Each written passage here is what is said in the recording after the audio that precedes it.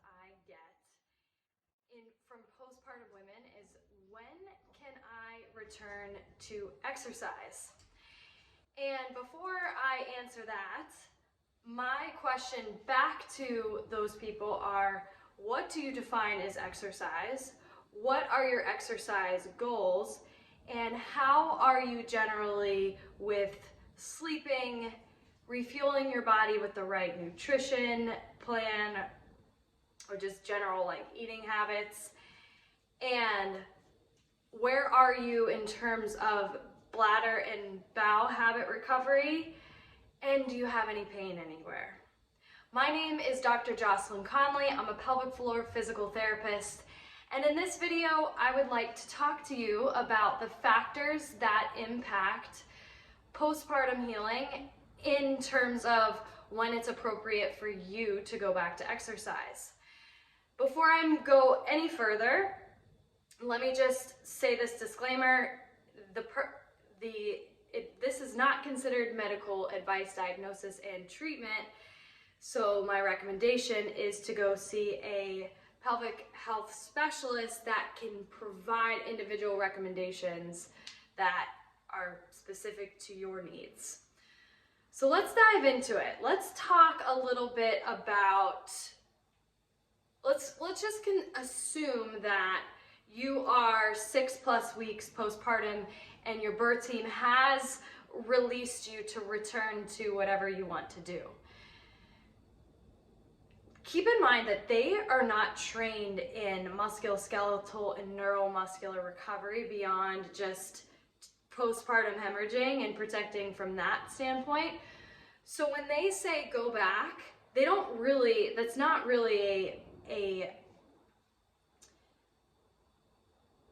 official release to just go run or do whatever you did pre-pregnancy, in your pre-pregnancy state. The person to get that kind of advice is definitely a skilled doctor of physical therapy that specializes in pelvic health, who is also really skilled in the activities that you want to get back to. So let me just put that out there. Now, we're assuming that you're 6 weeks plus postpartum. Let me just generally give you some background on postpartum healing, starting from after you deliver. And we're gonna focus on vaginal delivery in this video. So right immediately after vaginal delivery, the first 48 hours are really crucial for the healing processes with the cervix, the uterus, the vascular tissues that were impacted, and even in the connective and muscular tissues. If you've had a postpartum hemorrhage, you know that there are things that your doctors and team of doctors can do to prevent further blood loss. And that, how you did immediately after that postpartum or during delivery and immediate postpartum period, is really crucial to understand your readiness for exercise. So if you were someone that had a pretty significant postpartum hemorrhage, just know that your healing time is likely going to be longer than someone that did not. If you had anything that pertains to prolonged pushing, need for instrumented assistance like a vacuum assistance or forceps assisted delivery, or you needed a lot of perineal like massage right at that time, or baby's arm was stuck, or the baby was stuck in the birth canal for a long time. Those factors typically prolong healing, and therefore your progression into different intensities of exercise is going to be slower. So after the first couple days, and you're released back to home, and in the first 2 weeks of postpartum, you're continuing that early imperative healing of your organs and tissues that could present a problem that would put you back into the hospital. Now, week 2 through 6 is generally considered subacute postpartum healing, and this is where your bladder, your genitourinary, so your genital organs, your urinary organs are healing. Your vascular stability, so your vessels, veins, arteries are healing. Your connective tissues and muscles are still healing. And your metabolism is stabilizing, and then your hormones are also stabilizing as well. This is very important, like the hormone piece and the metabolism piece is really important for general emotional recovery, postpartum depression, postpartum anxiety. So in this period of 2 weeks to 6 weeks, I am very cautious of my exercise recommendations. Within those, once you're at home, the first few weeks while you're back at home, it is not time to exercise at all, or even think about exercise beyond just breathing and potentially doing gentle contractions of your pelvic floor muscles just to help with blood flow return and healing of the tissues that were affected by labor. Of course, you're going to do your general tasks like self-care tasks, but this is not a time where you're cleaning, you're cooking, you're standing for a long period of time. It's time to allow your body to heal, and it's a time for you to connect with your newborn baby. Now, after this 2-week period, which in fact can last longer depending on how you delivered, we go into that subacute phase. What I suggest from a exercise standpoint would likely not be considered exercise for most people, for a lot of people, at least the people that I work with. But it is exercise nonetheless, and it's generally like if you've ever had a surgery and your surgeon gives you pre-exercises and post-exercises along with the collaboration of a physical therapist that they work with, or some don't. It's all along the lines of that. And the tissues that I am addressing with who I'm working with would be your groin muscles, so the muscles of your inner thighs, your abdominal muscles, your pelvic floor muscles, your diaphragm, your low back muscles, your glutes, your calves, general muscles that are going to facilitate your healing. So what we do is basically like they're called isometrics, meaning you're contracting them with focus, but you're not really moving any limbs while you do that. And the purpose of these exercises beyond the healing component is to increase your awareness of that area. And the reason being is we need you to be able to connect with these areas before you're connecting everything as a system. We want to improve healing of the full muscle versus just a portion of the muscle, which like certain exercises only focus on certain areas of the muscle tissue and groups of muscles. So it's glute squeezes, it's gentle pelvic floor contractions, it's full diaphragmatic breathing, it's ball squeezes for your adductors and groin muscles. It's gentle tilting of your pelvis, not even, barely perceptive of movement. It's gently drawing in or connecting with your transversus abdominis. And if you are, and that's, it depends on, of course, how your healing went or how your delivery went. And let's say you were doing really well and you didn't have any issues.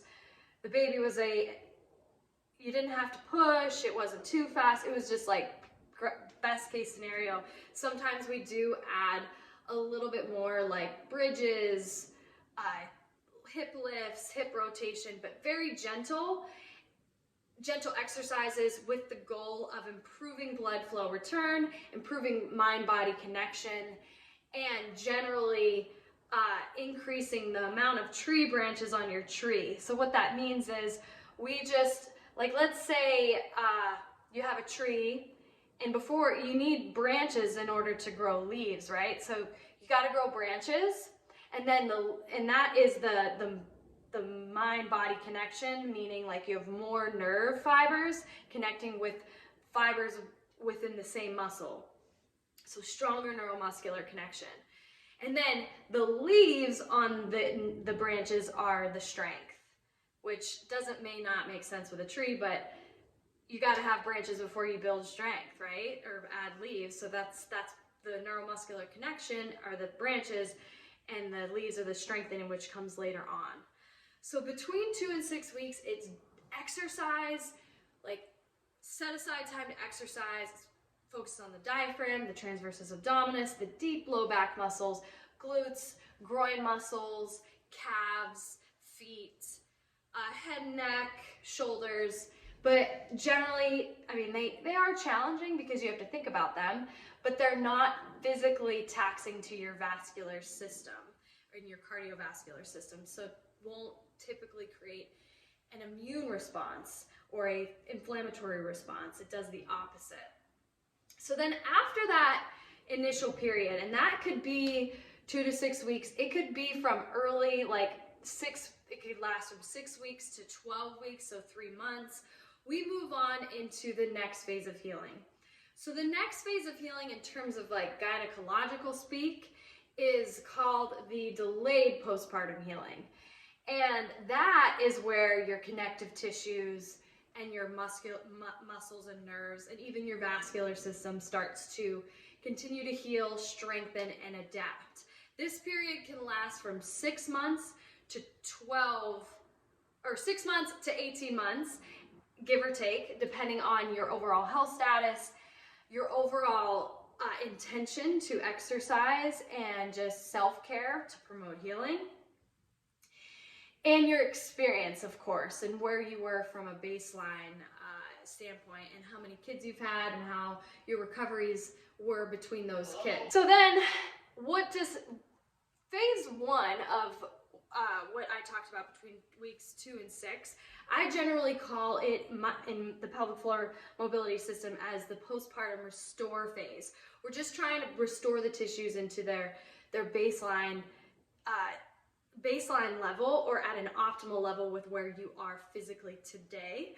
And then we increase the neuromuscular connection. We address any restrictions or scar or pain problems at that point. So again, really, really imperative to think about rehab at that time, after that 6-week mark especially. So after this, we enter my second phase, and this phase has some variations depending on how you present, but I call it the revitalize phase. And this is where we start to load the tissues, and we add dynamic movements. Now, I didn't talk about other things in the previous phase of restore. You are still able to walk. You're able to, we talk about functional movements like sit to stands, rolling in bed, and walking mechanics, because you're doing that throughout your day. I don't encourage you to be lifting your toddlers that are over I don't encourage you to lift anything heavier than your newborn at this phase. So that, I'm sorry, but typically you need to get some help with the other kids and the tasks around the home. Transitioning into phase 2, revitalize, now we're talking about really focusing on loading the tissues that need loaded in order for them to make the change that you desire. So that could be strengthening, that could be specific myodiastasis rehab methodology, which if diastasis rehab is needed, that is included. This includes strengthening just body weight movements, being able to connect with your deep core in specific movements without moving, and then we add dynamic components to it. In this stage, you're in a neutral spine position, and the core exercises are hitting all the things that are important for supporting walking, bending, twisting, reaching, anything that you like to do from a functional standpoint or an exercise standpoint.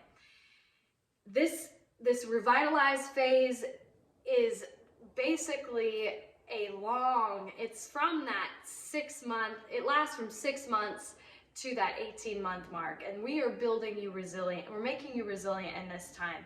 So if you want to get back to exercise or get back to running is typically not part of this, not until the late phase. So this phase is obviously long, so it's broken down into different sections.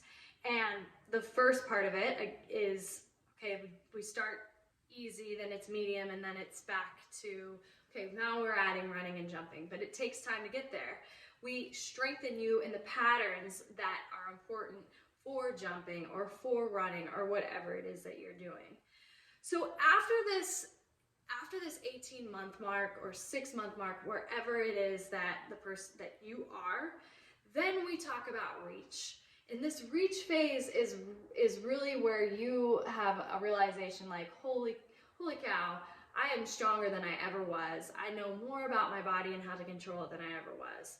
And this phase is really dialing into sport-specific movements like toes to bar if you're a CrossFitter, like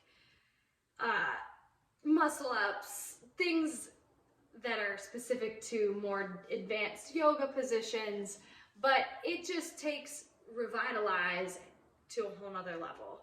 And that's more on the performance stand. So Restore and Revitalize are still in that tissue protection because your body's healing upwards of 18 months. If you've had a C-section in your past, then it's gonna take longer.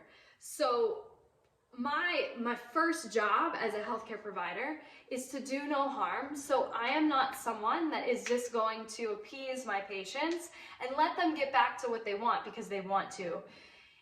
If I say this is the things that we need to put in place based on where you are, we're going to stick to it. And if you don't want to stick to it, then you can find someone else to work with because your best interest is my priority. So I hope that kind of gives you an idea of what that early phase of exercise looks like. So when can you get back to exercise? Well, it depends on what you define as exercise. That could be, around the 6-week mark is generally that what people think of and what I would say, maybe you consider this exercise, but it depends. And then what you do as exercise and from a when can you do it perspective depends. So running, jumping, all of that, the earliest I'm typically getting people back into that is 3 to 6 months, give or take. And then things like curls and really advanced core exercises are later on when you've established that you're connected with your tissues, they are able to take loading and challenge without you being in pain, without you being in leaking urine, without you feeling heavy. So it really depends on your response. So the answer is, it's not easy to answer. It depends. So generally know that you won't be running and jumping in the first 3 months. And that's, if you've had a challenging labor, challenging pregnancy, it's probably gonna be closer to 6 months. And it also depends on, your experience with what you wanna do. If you're a novice, then it might take longer. But don't get discouraged because what we do in that time is we build you up so that you are ready to run once you are released. And that is super exciting for people. And the progress when approached like that is just up. It's not this roller coaster. Hope this was helpful. If you have any questions, please comment below. If you like this, please click the like button. If you know someone that would benefit from watching this, please share. And don't forget to subscribe so that you're notified every time a video is dropped. You can reach out to me at my email, drjocelynconley@thevaginapt.com. Follow me on Instagram @thevaginadoc. There is a period after the. And join the private community on Facebook, Pelvic Health Education for Female Athletes and Active Women. And if you are in the Phoenix Valley, please reach out. I would love to help you out.